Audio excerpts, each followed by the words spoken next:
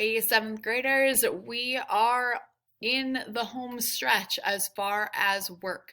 Okay, so I just need you to hang on with me. This week should be pretty quick.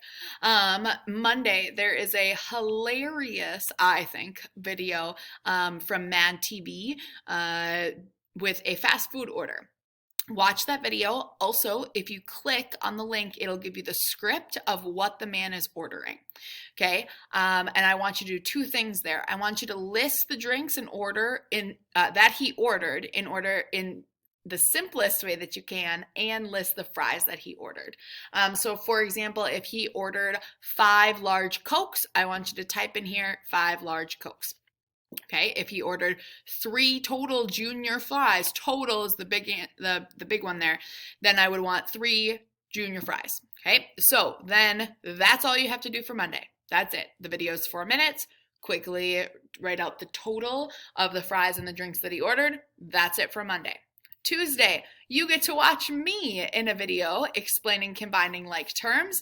And then there is a big ideas assignment where you are just simplifying the terms in the simplest way that you can, okay, algebraically. There are 1, 2, 3, 4, 5 problems. That's it, okay? Then, and then on Wednesday, we're gonna try to do a live Kahoot, okay? So if you are available at 11 o'clock, you can join our Zoom meeting. I included the link in there to play a class Kahoot game. Now, if you're like, I can't do it at Wednesday, my parents have got this going on, my siblings have got this going on, don't worry about it at all. You can do it on your own using the link down here. And then all I need you to do is type your first and last name in so that I can see that you've done the work on your own. Okay, the Kahoot is about 15 problems, but it's just fun, and we want to try to incorporate that just so I can maybe see you all and talk to you all a little bit. But if you can't make it, you can't make it. Don't worry about it. On Thursday, a little bit of a review on distributive property. So we talked about that before spring break. There is one Desmos activity where you are just a few quick slides, combining some things, doing the distributive property. So remember, that's like the 4 groups of 2x plus 5. So then if there are 4 groups of that, that means that how many are there total.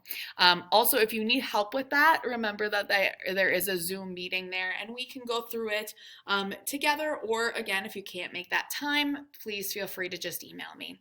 And then on Friday, we've got some factoring. I'd really like you to watch at least this first video. I think they do a really cool way of showing the factoring that I've really never thought about before. And then there is another one, just separate video. Please watch both if you can, but definitely watch this. It's just cool. It's different.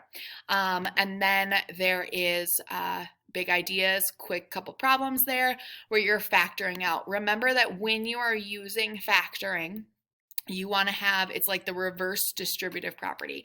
So here, I'll give you the first answer for free. So 8x plus 2. Well, I know that 2 can go into both 8 and 2. So I can take that 2 out, and then in parentheses, I divide out that 2. So 8 divided by 2 is 4x, and then 2 divided by 2 is 1. And I need to close that parentheses. That is the only way that they're going to accept your answer, is if that parentheses is closed. So please make sure you are answering the question in this format. So then we'd have 2 groups of 4x plus 1, or together that would be 8 total x's and 2. And then there is a level 4 problem with the calendar, something interesting that I never really thought about. So give that a try. That is all that you have to do for next week.